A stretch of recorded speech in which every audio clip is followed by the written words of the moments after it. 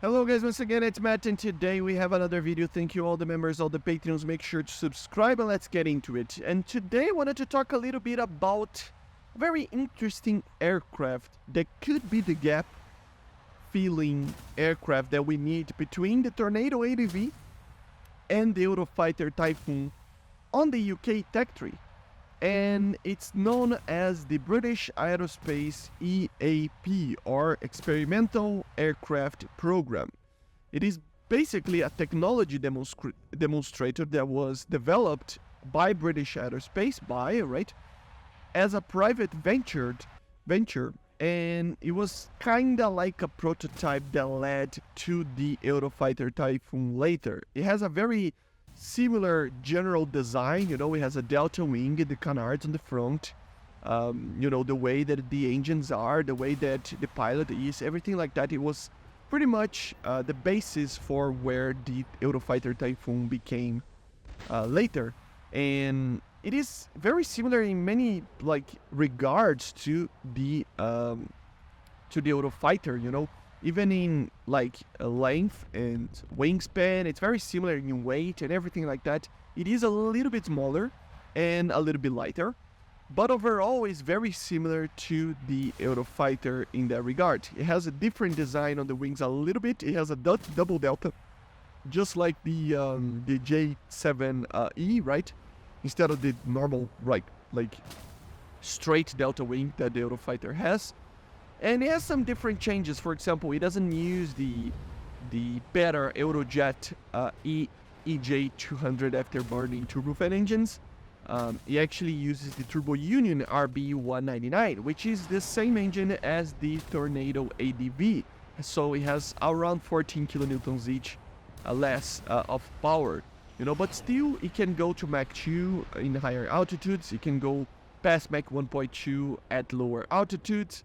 It has an incredible, lightweightness to it. So together with the delta wing design and the double delta wing design especially, it can turn like almost no other aircraft in the game. And it was developed in the late 80s, I think it was, mid to late 80s. First flight was in 1986 and it was retired in 1991. They basically just tested a lot of stuff.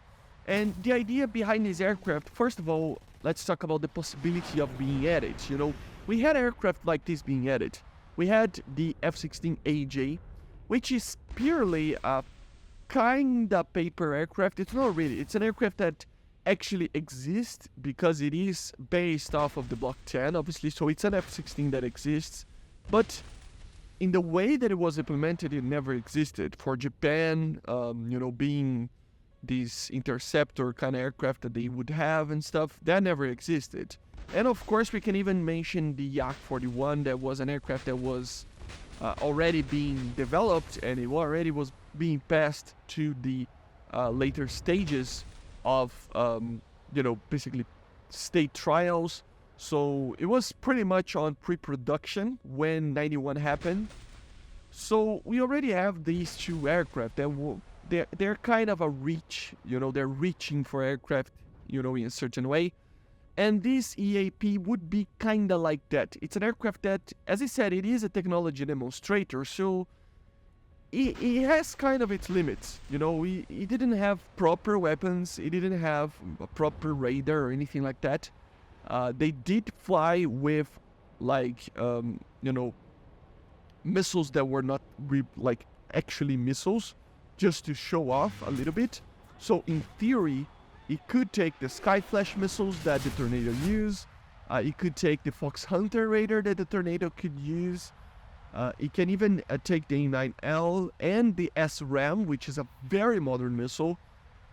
In theory, this is all in theory because obviously they were testing these aircraft in combat scenarios, but still, mock-ups of the missiles were used in the aircraft, so the theory is there, the project was there, and it could in theory be a step up. So it would be basically a Eurofighter Typhoon that would have less power, a different flight performance a little bit. It has an immense tail section, vertical tail section, because it was using one based off of the Tornado, so it was a very big tail section for the aircraft. The cannon was supposed to be the Mauser, the 27 millimeter as well. So all things considered, it would be kind of like adding the F-16AJ in the Yak-41.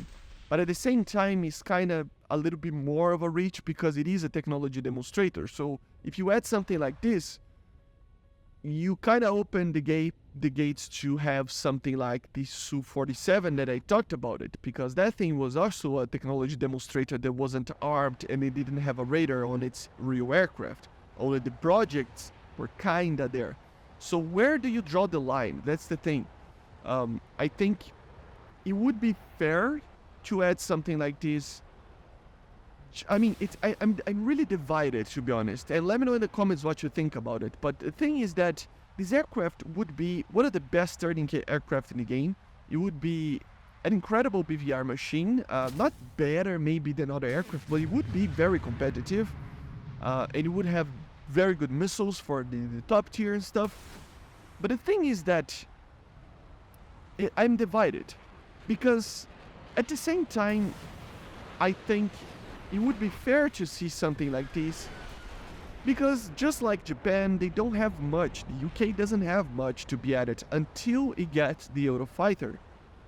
So this would be the step up, and it would be fair for them. They would have a semi-active, strong aircraft, semi-active radar homing missiles that are strong enough, with a radar that is strong enough, just like the Tornado is, but together with the mobility and just the performance of a light fighter like the F-16, the MiG-29s that we have in the game, right? So, although it is fair, and it would be very cool to see it, at the same time I'm like, come on, but it wasn't ready for combat. I mean, it opens up a gap and it opens up a precedent for people to actually request other types of technology demonstrators that I kind of don't want to see. And why? I mean, it's quite easy to understand, guys.